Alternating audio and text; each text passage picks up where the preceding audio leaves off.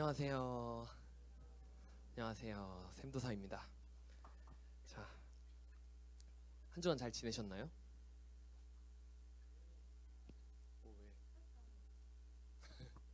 네, 오늘 말씀 제목. 저 한번 넘겨주세요. 이게 아닌데. 잠시만요. 죄송합니다.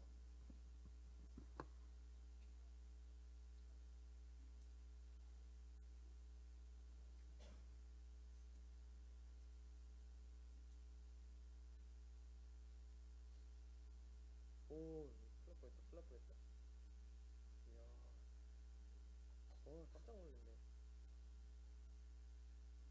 선생님 방금 제가 보냈거든요. 죄송합니다. 어, 심장이 떨어질 뻔했네. 가끔 제가 이렇게 실수를 해가지고 PPT가 없이 설교를 할 때가 있었어요. 1년에 한 번 정도? 근데 오늘 아닙니다. 죄송합니다. 감사합니다. 네, 여러분 사랑합니다.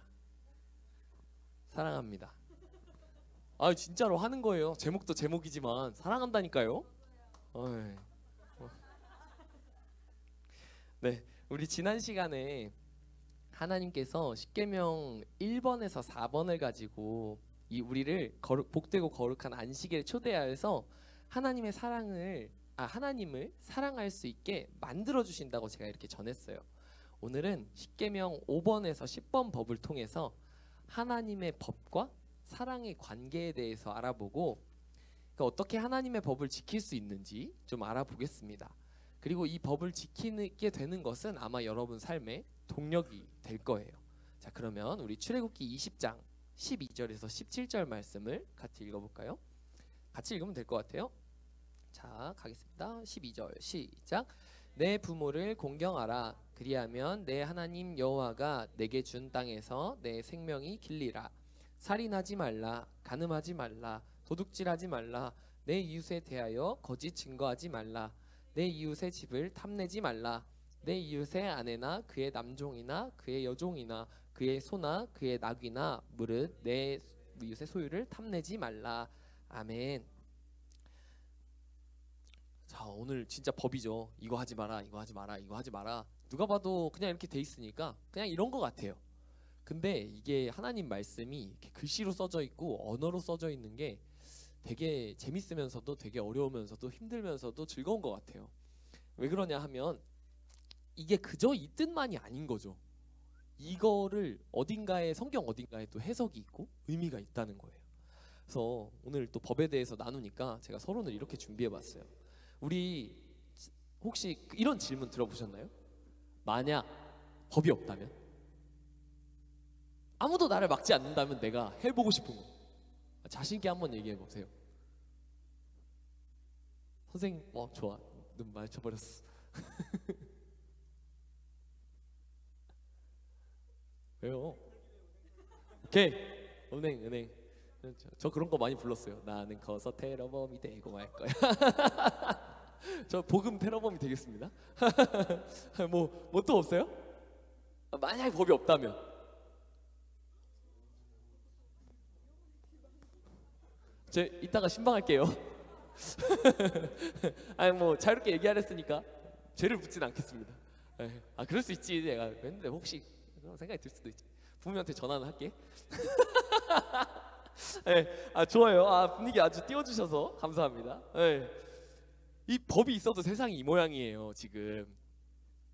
근데 도대체 법이 없으면 어떻게 될까요? 그런 걸 다룬 영화가 있죠. 혹시 이 영화 아시나요? 더 퍼지? 너무 옛날 영화라서 혹시 그러니까 근데 5까지 나왔더만 22년도인가에 나왔어. 언제적 영화야 이러고 있네. 좀 걱정하긴 했어요. 하여튼 요 영화가 뭐냐면 혹시 모르는 사람도 있을 수 있으니까 뭐냐면 매년 포스터에 다 써있긴 해요. 매년 단 하루 12시간 동안 모든 법이 사라지는 것에 대해서 다룬 영화예요. 그래가지고 여기서 진짜 무차별하고 잔혹한 인간의 본능이 막 난무해요. 그 속에서 가족을 지키기 위해 분투하는 주인공 이야기가 나옵니다. 굉장히 위태로운 그 모습을 통해서 우리에게 법의 그 보호적인 특성과 또 대비해서 인간의 잔혹한 본능에 대해서 이 잔혹함마저 쾌락으로 승화시키는 그 인간의 그런 것에 대해서 이렇게 보여주는 그런 영화입니다. 이처럼 법은요, 그 사람으로서의 압제, 사람으로부터의 압제, 그리고 이런 폭력으로부터의 압제, 이런 것들로부터 우리를 지키는 아주 중요한 수단입니다. 그러니까 법을 항상 생각할 때는 이게 어떤 의도로 만들어졌고 왜 우리가 이걸 지키며 이것으로 인해서 어떤 일이 일어나는지를 아마 한번 생각을 꼭 해봐야 될 것 같아요. 그래서 하나님께서도 자신의 백성을 위해서 아마 법을 만들어 주시지 않았을까 이렇게 생각을 합니다.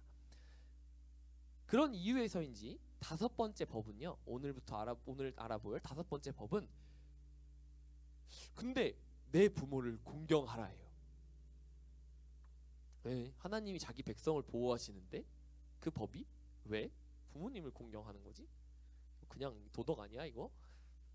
하나님의 백성을 지키고 다스리고자 하는 법이 도대체 왜 이렇게 출발할까요?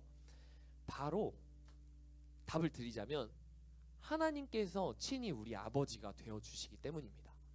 갈라디아서 4장 6절 말씀인데요, 너희가 아들임으로 하나님이 그 아들의 영을 우리 마음 가운데 보내사 아빠 아버지라 부르게 하셨느니라. 아멘. 아버지라고 불러도 되고 아빠라고 불러도 된다고 하나님께서 우리를 자녀 삼으셨다고 이렇게 말씀에 이야기하고 계세요. 하나님께서는요, 부모님이라는 존재를 통해서 우리가 이 땅에 태어나게 하셨고요, 그 부모님을 공경한다, 그러니까 공손히 받들어 모시면서 우리 아버지가 되어주시는 하나님을 공경하는 방법을 가르쳐 주시는 거예요. 그러니까 부모를 공경하는 것이 바로 우리 부모 되어주시는 하나님께서 우리를 지켜주실 이유가 된다는 거죠. 그래서 아마 이 법이 출발을 이렇게 하는 것 같아요. 지난 시간에 하나님이 내가 너를 구원한 이스라엘의 하나님이다 라고 이야기한 것처럼, 너의 하나님이다 라고 이야기한 것처럼 다섯 번째 법이 시작할 때도 나는 너의 부모야, 그렇게 내가 너를 지켜 라고 이야기를 하시는 것 같아요. 다음부터 이제 조금 더 간단합니다. 빨리빨리 지나갈게요. 여섯 번째 법은요, 살인하지 말라예요. 이 법이 없으면 생기는 가장 큰 문제가 뭘까요? 바로 나도 누군가에게 죽을 수 있다는 거예요. 살인하는 게 아무 문제가 없고 아무 그게 없으면 내가 사람을 죽일 수 있는 것도 그렇지만 열받게 하네, 죽일 수 있지만 나도 열받게 해서 죽을 수 있다는 거예요. 하나님께서 타인의 생명을 존중하라 하는 법을 통해서 우리 생명을 보호하시는 거죠, 결과적으로. 그 다음 일곱 번째 법입니다. 일곱 번째 법은요, 참 이거 설명하기 힘들었는데 간음하지 말라예요. 간음이란요, 사전에서 배우자 이외의 사람과 부적절한 관계 맺는 것을 말하고 있어요. 쉽게 말하면요, 결혼 후에 바람 피우는 거, 드라마 많이 나오죠. 치정 막 이런 나오죠. 저는 이곳에서 이 결혼이라는 제도에 좀 집중을 했는데요, 개인적으로 이 결혼이라는 제도가 우리가 살아가는 세상 사회에서 굉장히 중요하다고 생각을 해요. 왜냐하면 창세기 3장 24절에 따르면 남녀가 부모를 떠나 합하여 하나가 되는 그런 성인으로서 한 가정을 꾸리고 새로 출발하게 하는 하나님이 우리에게 주신 약속이기 때문이에요. 일단은 나와 배우자가 약속을 하죠. 그리고 지금 사회 제도 안에서는 우리가 이걸 공표해요. 그럼을 통해서 사회의 가장 작은 공동체인 가정이 생겨요. 그리고 이것을 약속할 때 이 사람은 저와 한 몸입니다 라고 하나님이 말씀하신 것처럼 나와 평생을 함께한 반려자입니다 이렇게 선포하죠. 그리고 하나님께서는 그곳에서 서로 조건 없이 사랑하면서 이 가정이라는 공동체가 조건 없는 하나님의 사랑을 우리 세상에 전하는 통로가 되게 하셨다고 생각해요. 하나님께서 이 작은 사회들로 시작해서 하나님의 사랑이 있는 큰 공동체를 만들어 가신다는 거예요. 그렇기에 결혼 제도는 중요하고 그렇기에 간음하지 말라는 법이 중요하다라고, 이렇게 그런 법이 있다라고, 그런 법을 하나님께서 십계명에 넣으셨다라는 것입니다. 자, 여덟 번째는요, 도둑질하지 말라예요. 이 법은 당연히 쉽게 말해서 사유재산을 보호하는 역할이죠. 남의 것을 훔치지 않는 법을 통해서 내가 가진 걸 부당하게 누군가한테 뺏기는 걸 법으로 보호해 주시는 거예요. 이제 다 왔죠. 9번째 법이에요. 내 이웃에 대하여 거짓 증거하지 말라. 여기부터가, 여기 거짓 증거가 뭘까? 여기가 조금 고민이었는데 알아보니까 이 거짓 증거의 단어는 위증이에요. false testimony라고 돼 있더라고요. 드라마 같은 데서 보면 법정에서 증인으로 선 사람이 이거 그 선서하는 거 봤어요? 숨김과 보탬 없이 사실 그대로를 말하고 거짓말이 있으면 위증의 벌을 받겠습니다. 이거 하는 거 알죠? 이것처럼 위증은요, 위증의 문제는 증거를 바꾸고 이렇게 덮어 씌우는 이런 것의 문제는요, 모든 법을 훼손한다는 거예요. 그리고 사회의 신뢰를 파괴하는 행위라는 거죠. 하나님은요, 이 위증하지 말라, 거짓 증거하지 말라, 이 법을 통해서 이웃 간의 신뢰를 보호하시고 법의 정의를 세우시는 거예요. 자, 마지막이에요. 내 이웃의 소유를 탐내지 말라. 얼핏 보면 도둑질하고 비슷해 보여요. 근데 여기서 이 탐내지 말라는 단어가 되게 중요하더라고요. 이 탐내지 말라라는 이 단어는 성경에서 말하는 탐심과 탐욕에 대해서 이야기를 해요. 근데 성경에서 주로가 아니라 항상 그렇게 말해요. 탐심과 탐욕은 곧 우상숭배라고. 왜냐하면요, 탐심이라는 거, 뭔가 더 갖고 싶은 거, 탐욕, 더 하는 게 탐욕이잖아요. 이건 뭐냐면 이게 그 베풀매 반대 단어래요. 베푸는 건 뭐죠? 마음껏 나눠주는 거잖아요. 조건 없이 나눠주는 거잖아요. 근데 탐심은 그거랑 완전 반대니까 조건도 있고 빼앗는 거죠. 막 빼앗는 거예요. 그것처럼 탐심은 내게 있는 게 부족하다고 느낄 때 생기는 마음이기 때문이에요. 하나님께서 나에게 주신 삶과 하나님께서 나에게 주신 모든 것이 부족하다고 느끼니까 다른 데로 눈을 돌리는 거예요. 하나님이 아닌 곳으로. 심지어 하나님께서 내 곁에 주신, 하나님께서 사랑하시는 그 이웃에 가진 것을, 그 이웃에게 하나님이 주신 그 사유재산 보호하시는 그 안에서 그런 이웃의 것까지도 탐낸다는 거죠. 하나님이 아닌 다른 것에 기대서 그것으로 내 부족함을 채우고자 하는 것, 그게 우상숭배라는 겁니다. 하나님께서 마지막 법을 통해서 자기 백성을 우상숭배로부터 보호하고 계신 거예요. 자, 법 끝났어요. 힘들었다. 자, 졸까봐 걱정했어요. 법이 막 뚜다 들어오니까. 자, 그래서 제가 이걸 한 줄로 이렇게 정리를 해보면요.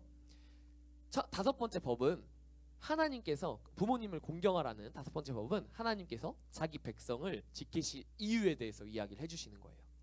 그 다음에 6번째 법, 살인하지 말라, 자기 백성의 생명을 보호하시는 하나님의 수단입니다. 그 다음, 간음하지 말라, 하나님의 사랑이 있는 공동체를 만드는 약속이에요. 그리고 도둑질하지 말라, 자기 백성의 하나님께서 주신 그 사유재산을 보호하시는 방법입니다. 그 다음에 위증, 거짓 증거하지 말라, 내 이웃에 대하여 거짓 증거하지 말라는 이웃 간에 신뢰할 수 있게 하시는 하나님의 배려입니다. 그리고 마지막으로 10번째 계명, 자기 백성이 우상 숭배를 하지 않도록 보호하시는 하나님의 은혜예요. 그렇기 때문에 10계명은 절대로 우리에게 주어진 하나님의 무거운 계명이 아닙니다. 또한 반대로 이게 우리가 행한다고 해서 반대로 반드시 구원을 얻는 조건은 또 아니에요. 게다가 우리가 우리 힘으로 이걸 절대로 지킬 수 있지도 않아요. 특히나 탐심 같은 거 우리 마음에서 마구 올라오기 때문이에요. 예수님께서는 이 6가지 법을 그래서 어떻게든 우리가 지킬 수 있게 하나로 줄여버리셨어요. 너무 잘 알죠? 마가복음 13장 31절이거든요. 같이 읽어보겠습니다. 시작. 내 이웃을 내 자신과 같이 사랑하라. 아멘. 10계명 1번부터 4번이 하나님 사랑으로 줄여졌다면 예수님께서는 5번에서 10번까지를 이웃 사랑이라는 것으로 이렇게 압축하셨어요.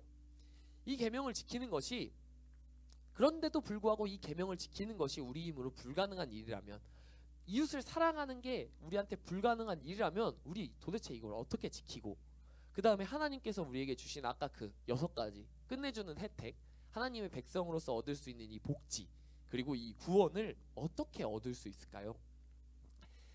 이게 참 어이가 없게도 항상 같은 결론이에요. 너무 간단해서 믿기가 어려울 정도예요. 그래서 저는 여러분의 귀에 이 말씀이 평생 박혀서 좀 울렸으면 좋겠습니다. 요한일서 5장 1절 말씀이에요. 읽어볼게요. 시작. 예수께서 그리스도이심을 믿는 자마다 하나님께로부터 난 자니 또한 낳으신 이를 사랑하는 자마다 그에게서 난 자를 사랑하느니라. 아멘. 다 나와있죠? 오늘 십계명에서 했던 거.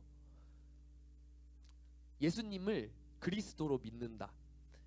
예수님이 우리를 구원하기 위해서 십자가를 지셨다는 사실을 믿기만 하고, 그분이 하나님의 아들이라는 걸 믿고, 그분이 하나님이시라는 걸 믿고, 그분이 우리를 위해서 오셨다는 걸 믿으면요, 하나님의 자녀가 돼요. 그러면 바로 이 부모님을 공경한다는 첫 번째 조건, 하나님이 우리를 자기 백성으로 삼으시고 우리를 보호하시기 위한 조건이 완성되죠. 그런 다음에 하나님이 우리 아버지가 되셔서 우리를 지키실 이유를 확신하세요. 그 다음에 이를 사랑하는 자마다, 하나님을 사랑하는 자마다 그에게서 난 자를 사랑하느니라. 다른 이웃, 다른 또 하나님의 자녀들, 수많은 세상의 사람들을 사랑할 수 있게 해주신다는 거예요. 그리고 하나님께서는 그 사랑을 통해서 이제 일하기 시작하시는 거예요. 요한일서 4장 11절에서 13절입니다. 이건 제가 읽어드릴게요. 사랑하는 자들아, 하나님이 이같이 우리를 사랑하셨은즉 우리도 서로 사랑하는 것이 마땅하도다. 어느 때나 하나님을 본 사람이 없으되 만일 우리가 서로 사랑하면 하나님이 우리 안에 거하시고 그의 사랑이 우리 안에 온전히 이루어지느니라. 그의 성령을 우리 안에 주심으로 우리가 그 안에 거하고 그가 우리 안에 거하시는 줄을 아느니라. 하나님께서요, 우리, 그러니까 나와 또 내 옆사람, 나와 너, 하나님이 창조하신 사람을 사랑하시기 때문에 우리 모두는 또 하나님께서 창조하신 사람을 사랑하는 것이 마땅하다는 거예요. 우리 서로 모두 사랑하는 것이 마땅하다는 거예요. 우리가 하나님을 본 적이 없어도 우리가 그 사랑함을 통해서 하나님이 거기 존재하신대요. 또한 예수님께서 우리에게 주신 성령으로 인해서 우리가 또다시 사랑할 수 있게 되는 거예요. 우리가 하는 게 아니라. 근데 또 문제가 있어요. 아니, 하나님께서 분명히 우리가 사랑할 수 있게 해주신다고 했어요. 성령 주셔서 우리 사랑할 수 있게 해주신대요. 근데 내 이웃을 사랑하는 것이, 그 이웃을 내 몸과 같이 사랑하는 일은 도대체 왜 이렇게 어려운 걸까요? 이웃도 이웃이지만요, 제가 오늘 발견한 문제는 그거예요. 5번, 내 부모를 공경하라.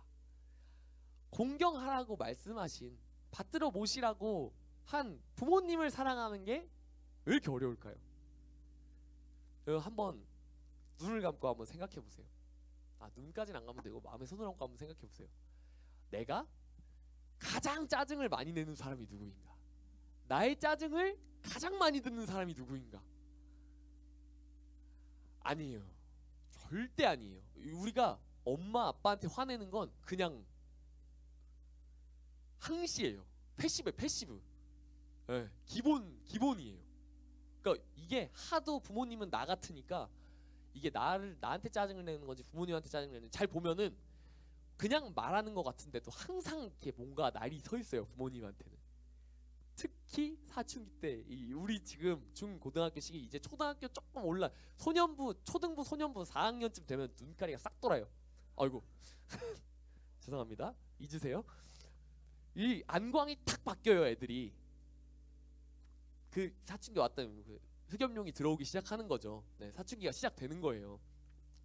그것처럼 우리가 모르는 사이에 가장 정말 우리 짜증을 표출하고 우리 감정을 이렇게 날카롭게 표현하는 건요, 우리한테 가장 편한, 그저 내 몸과 같은, 나와 같은 우리 부모님한테 자꾸 그렇게 하게 돼요. 너무 편해서, 그냥 나 같아서 그런 것 같아요. 그래서 이 부모님 사랑이 도대체 또 왜 이렇게 어려운가, 제 짧은 이야기를 통해서 좀 답변하고 이걸로 이번 주 적용을 한번 나눠보겠습니다.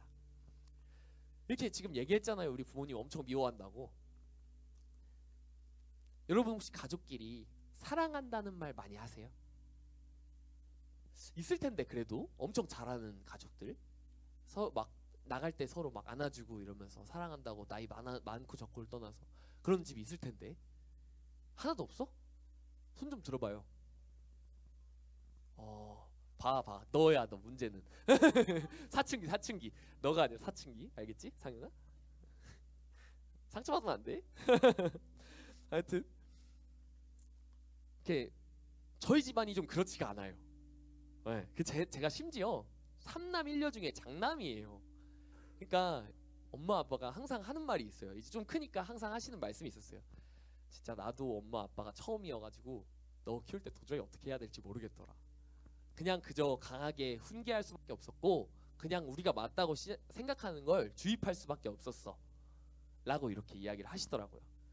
그치만 원망스러워요. 아, 네, 나도 세상 처음 태어났는데 부모님이라는 게 그렇게 뭐라 그러냐? 라고 죄송합니다 부모님들. 그래요. 자녀들의 입장에서 제가 좀 전해야 되니까 이렇게 이야기를 해봤어요. 저도 그래요. 지금 이제 30이 다 돼가는 와중에. 근데 여러분은 어떻게 했냐고요? 우리 학생들은 한참 어떻게 했냐고요? 근데 오늘 좀 다시 생각해 보자고요. 이제 집을 나온 지 제가 10년이 거의 이미 넘어갔어요. 좀 고등학교 때부터 좀 밖에 나와서 살아가지고 이제 넘었는데 애초부터 우리 가족끼리 좀 표현도 인색하고 또 엄마가 스킨십을 싫어해요. 막 학생 때 좀 제가 크니까 이제 좀 남자 같아졌을 때부터 엄마가 애정 표현도 잘 안 해주고 막 붙으려고 그러면 막 이랬어요. 아 지금 생각해보니까 제가 얼마나 상처를 받았는지. 막 짜증을 막 진짜 야는 와는 장난이고 진짜 막 격렬한 눈으로 떨어지라고 막. 지금 생각하니까 더 상처받네. 엄마한테 전화해서 뭐라고 좀 해야 되겠어 오늘. 하여튼 또 뭔가 괜히 막 좀 크니까 어색한 거예요. 아빠한테도 사랑한다고 아빠 사랑해? 라고 말하기도 좀 이제 목소리도 막 두꺼워지고 막 이러는데 아빠 사랑해? 엄마 사랑해? 막 이러니 좀 그런 거예요. 가족끼리 그런 걸 굳이 해야 되나 이런 마음이 여전히 사춘기 같은 마음이 있는 거예요. 뭔가 나도 이제 컸고 크면 뭔가 사랑한다는 거, 뭐 감정 표현 이런 거 좀 하면 안 된다라는 뭔가 이상한 그게 있나 봐요. 저는 그랬었거든요. 여러분 좀 어떤지 모르겠어요. 근데 제가 군대에 있을 때 아저씨가 군대 얘기를 시작합니다. 잠깐만 할 거예요. 그런 제 생각을 바꿔준 영상이 하나 있어요. 이 영상을 보고요. 그날 그 사람들이 거기 있는 20대 초반의 남자들이 얼마나 많이 울었는지 여러분들은 상상을 못 하실 거예요. 머리 빡빡 깎고 군복 다 입고 와가지고 이제 서로 남자들끼리 또 이 동물의 왕국 이 기싸움이 있는데요. 난 남자다 있는데 거기서 어떻게 울어요? 아니야. 막 다 난리 났어. 그런 영상이에요. 한번 같이 보고 근데 특히나 제가 제일 많이 울었어요. 한번 볼게요. 영상 켜주세요. 유튜브로 연동해 놓은 거거든요. 아마 바로 재생이 될 텐데. 링크 다시 보내드릴까요? 그냥 영상을 넣을 걸 그랬다. 저작권 때문에 일부러 유튜브를 그냥 링크를 걸었거든요. 우리 방송 끊길까봐.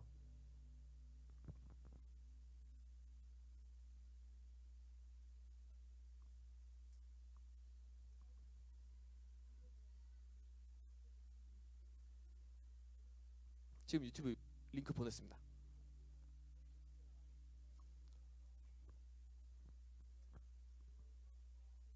소리 지금 키워주셔도 돼요. 네.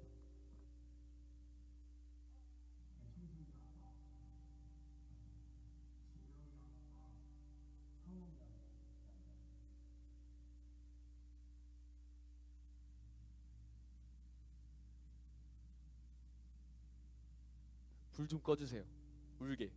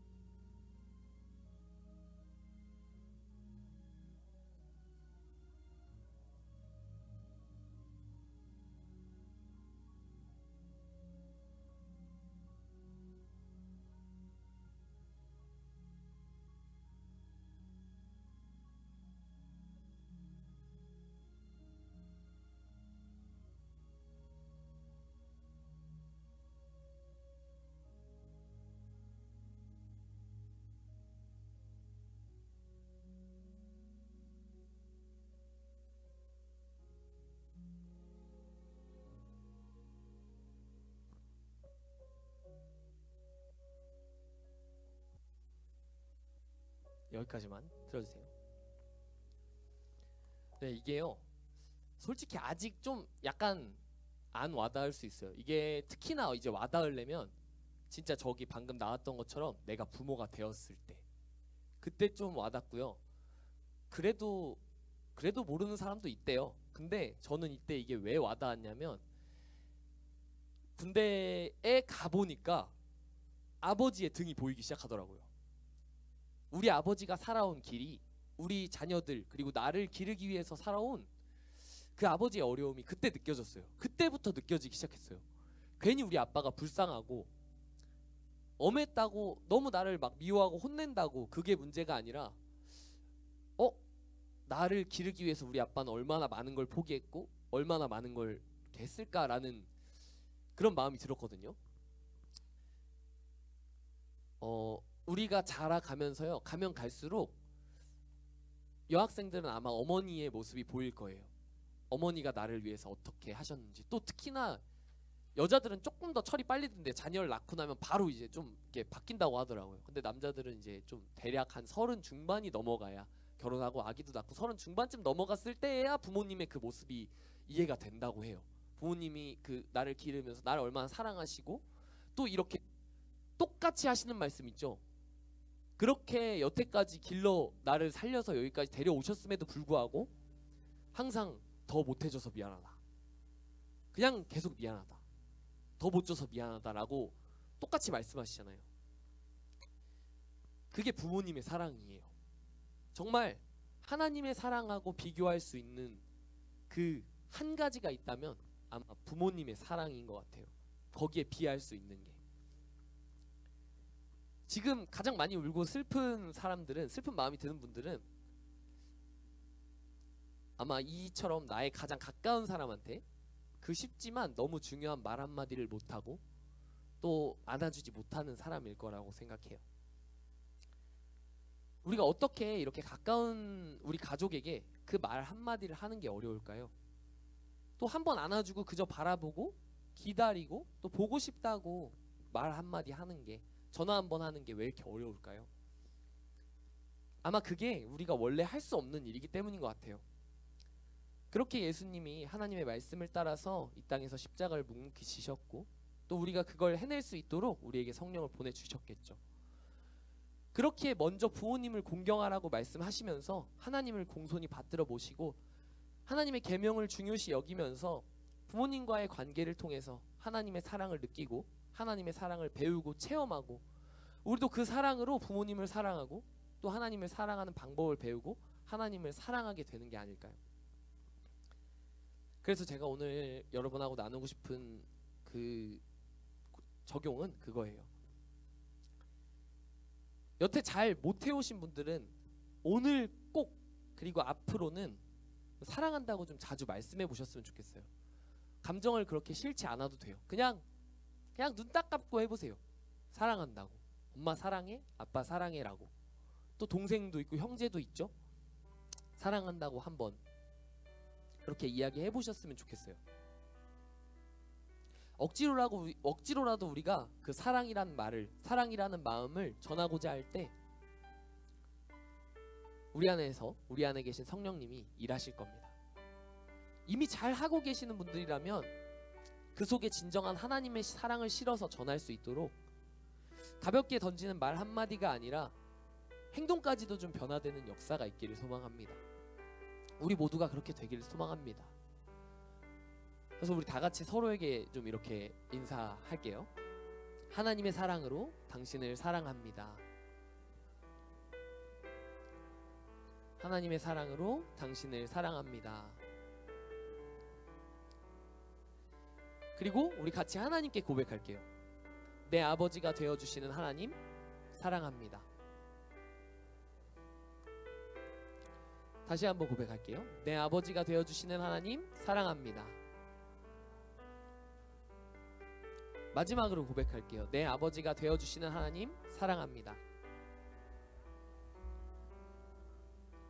한 주간 말씀을 기억하시면서 가까운 가족에게, 우리 부모님에게 사랑한다고 수없이 고백하면서 성령의 능력을 체험하고 그 능력으로 하나님의 자녀가 되어서 하나님의 보호를 누리며 내 이웃을 내 몸과 같이 예수님이 우리를 사랑하신 것 같이 사랑하게 되는 우리 고등부가 다 되시기를 축복합니다. 우리 오늘 말씀 생각하시면서 사랑합니다 나의 예수님 함께 찬양하시고 기도로 나아가겠습니다.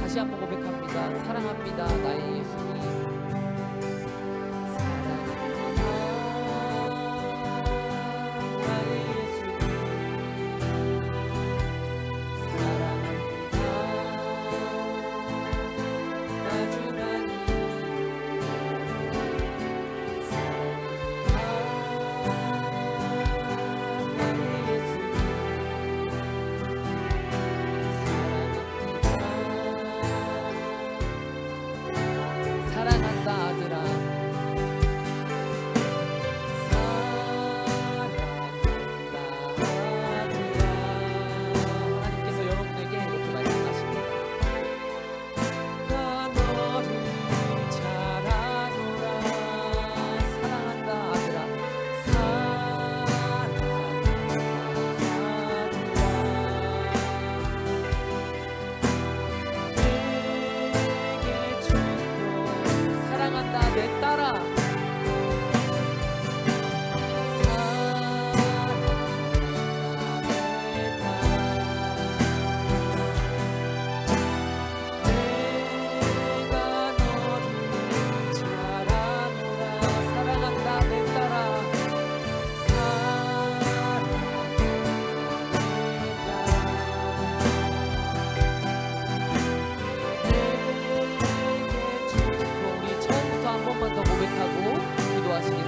사랑합니다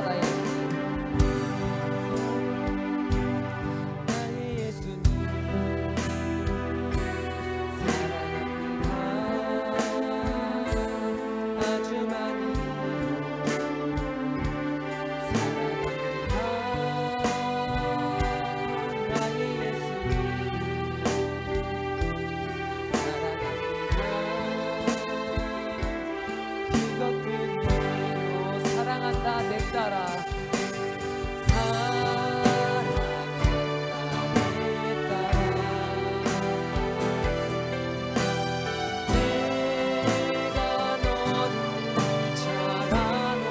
사랑한다 내 딸아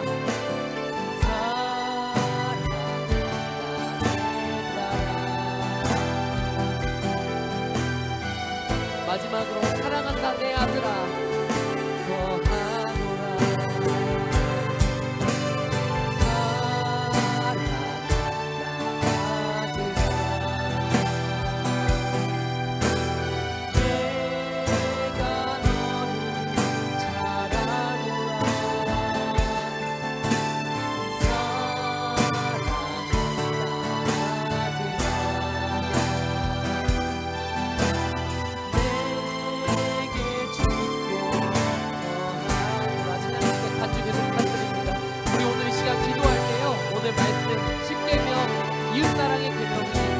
우리에게 하나님께서 우리에게 먼저 사랑을 고백하시는 것임을, 사랑으로 우리를 안으시는 것임을 기억하게 해달라고, 정말 그걸 기억하게 해주셔서 우리들 사랑하지 못했던 것들 다 생각나게 하여 주시고 정말 그것으로 인하여 회개하게 해달라고, 그리고 오늘부터 정말 하나님이 우리를 사랑하시는 것처럼 우리 사랑한다는 말 한마디를 통하여 가장 가까운 가족에게 그것을 먼저 고백하고 내 이웃을 사랑하게 해달라고, 그런 역사가 있게 해달라고, 정말 그리하여서 예수님의 사랑이, 하나님의 사랑이 우리 안에 있게 해달라고 이 시간 함께 간청하겠습니다.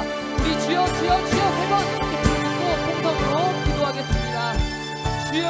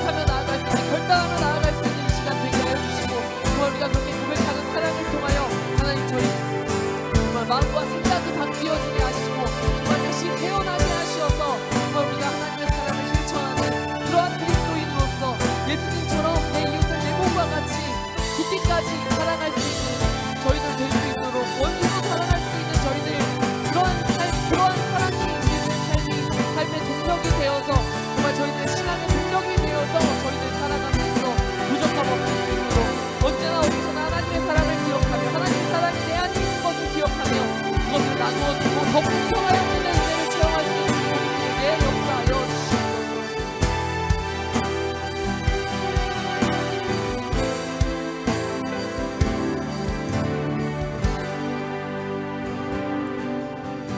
정말 우리를 사랑하신 하나님 감사합니다. 사랑한다 내 딸아, 사랑한다 내 아들아 말씀하시며 우리에게 계명을 허락하시고, 정말 그 계명을 통하여서도 하나님 우리에게 무언가 요구하시는 것이 아니라 내가 너희를 사랑하며 너희가 네 부모를 공경함을 인하여 나를 사랑하게 되기를 원하고 너희가 나의 자녀가 되기를 원한다. 또 우상 숭배하지 않는 것이 내가 너희에게 주었던 첫 번째, 둘째 계명이었던 것 같이 내가 너희를 보호하노라. 안식일에 너희를 초대하여 너희를 복되고 거룩한 나의 안식일로 초대하노라. 나의 사랑 안에 거하게 하노라. 정말 우리가 사랑할 수 있도록 그렇게 우리에게 먼저 사랑을 고백하시는 그 하나님의 은혜를 기억하는 저희들 되기 원합니다. 정말 그 사랑이 우리 안에 있음을 기억하며 그 사랑 안에 하나님이 거하심을 기억하며 정말 저희들 사랑한다는 말 한마디로 우리 가까운 이웃 또 부모님을 위하여 부모님에게 정말 사랑한다고 고백하게 하시고 우리 모두에게 서로 사랑을 고백하며 살아갈 수 있는, 정말 이 세상에 사랑한다는 말이 더 이상 머쓱하지 않은, 어색하지 않은, 모두가 항상 나누는 그러한 인사가 될 수 있도록 하나님 역사하여 주옵소서. 정말 그러한 그 말 한마디를 통하여 저희 안에 하나님의 사랑이, 예수님의 사랑이 정말 불릴듯 일어나게 하시고, 정말 그것이 우리 삶의 실천이 되어져서 정말 우리가 예수님처럼 그렇게까지 하지 못할지라도 하나님이 우리를 사랑하신다는 것을 기억하면서 하나님의 사랑을 마음껏 전하고, 모두 안에 있는 하나님의 사랑으로 인하여 더욱 풍성하여지는 역사를 체험할 수 있는 우리 고등부 될 수 있도록 하나님 역사하여 주옵소서. 이것이 우리 삶의 동력이 되어서 언제 어디서나 하나님의 풍성하신 사랑으로 살아갈 수 있는, 그것으로 인하여 기쁨과 행복과 사랑이 충만할 수 있는 고등부 다 될 수 있도록 하나님 임재하여 주옵소서. 감사하며 예수님의 이름으로 기도드립니다. 아멘. 우리 봉헌하는 시간입니다. 우리 준비하신 예물 하나님께 올려드리겠습니다.